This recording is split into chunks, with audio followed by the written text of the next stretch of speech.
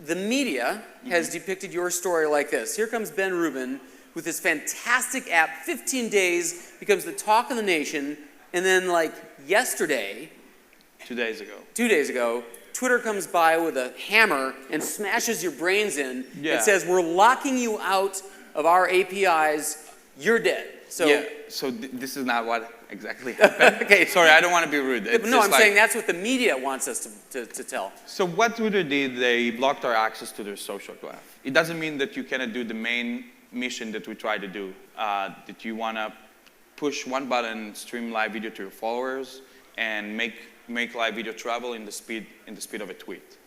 The idea behind jumpstarting the community on Twitter was something that we wanted to do, but we never hoped to build a graph on top of Twitter. Like, we knew that we were going to be growing this up. And when you say graph and social graph, so graph means how does a user choose what content he wants to see and be subscribed to. Okay. And there is an interplay that we did with Twitter right in the beginning to make sure, because we saw the community on Twitter and we said, all right, we need to unlock the habit. Who are the people who will be inclined more to stream live video to their followers? And the community that sits on Twitter made more sense to jumpstart the community. So we definitely knew that Twitter will be upset in some point. We didn't know that they were buying another company in the space, and that will be much earlier than we thought. But it's very important for us to, for people to know that the main experience is still there. People are still getting pushed with live video. It's just a little bit more hard for us to build a community around people, new users, but we already started to work on that, and we already put some magic solutions around that. They're not perfect at all, but in the next couple of weeks, we're going to be completely out of this thing. So it's not a hammer. It's more like slowing us down a little bit.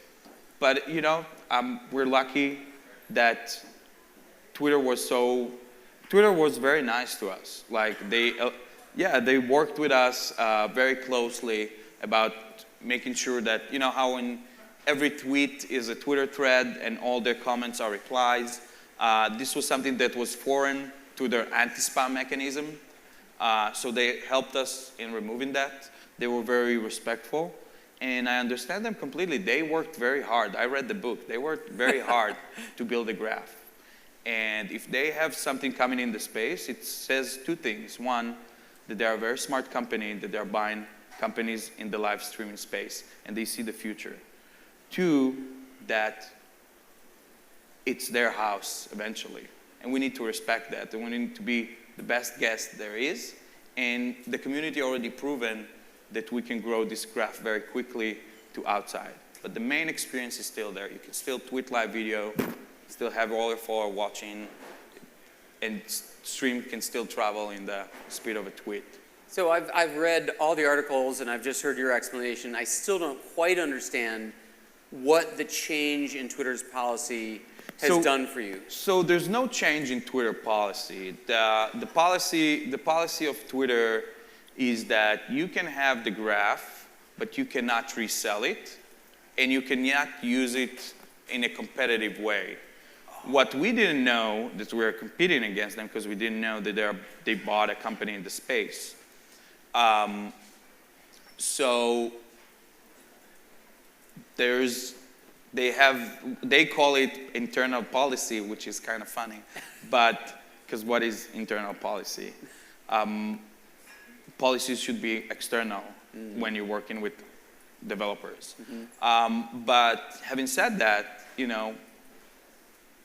it just proved how significant Meerkat become, and it's definitely within their right. Right. So, but the practical effect has to do with who you're connected up with when you sign on, or something. Inside of Twitter, yes, inside of Meerkat. So new user would be able to watch streams through their Twitter, and once they watch it, they will be able to subscribe to that person, and instead of us doing it automatically. And very soon we will introduce a way to find other users and recommend you other users. So it just a little slow down. Right, a speed bump, we might Speed say. bump, Yes. And so you've referenced Twitter buying a rival in this space, right? So there's another So, live yeah. streaming. So we don't look at it as a rival because the medium is very, very small right now. The whole thinking behind live video as a way for live stream and the fact that it can be done now, I think that we're in the beginning of a decade that is going to be very exciting about what we call participatory media. So there's a lot of verticals going in virtual reality and a lot of verticals going with the live video. And this is not, put Meerkat aside. Let's say Meerkat does not exist. There's not going to be a binary win here. There's not going to be a one player. It's going to be a lot of interesting verticals and a lot of smart teams working on creating an amazing shared experience over live video, over participatory media. And we're going to see a lot of exciting stuff going around that. So we don't look at it as a rival. In fact, we're very, very happy to see a very big company doing steps in that direction. Yeah. But you would be happier if it had been you, right? No, I'm very happy that they have their own agenda because They paid $100 million for this other live streaming company, right? yeah, of course, but it's a decision made within Twitter with Twitter's agenda. We are lucky to have our own agenda, right? And how we, for working more than like 2.5 years in this space, we have our own agenda, our own beliefs on what we want to do. So we are very lucky to be independent and outside and pioneering this agenda. Because there's a lot of stuff that we think differently than Twitter, but I'm very glad that we share the same in agreement that this is going to be exciting. Is there anything to stop you from either using Facebook as another meeting platform or starting your own network Yeah. like Instagram or something? So we're definitely going to start our own network. We're already starting to decouple the graph. Yes. Wow. And there are a lot of interesting stuff going on with Facebook to explore. Posting to Facebook on the wall, on the feed is something that is not relevant to live video because only 12% of what you post to Facebook, like only 12% of your friends on Facebook will see the post in the next 24 hours. So it's kind of, yes. So it's kind of irrelevant for live medium. Right. But there are other stuff that Facebook can allow you in terms of distribution that is going to be very interesting. So going back to the idea of being able to rewind and see something that's already gone by, you indicated that part of this is an educational process, making people trust, and feel secure and get used to the idea. But once we're over that, is there any reason philosophically you wouldn't want to have archived video streams?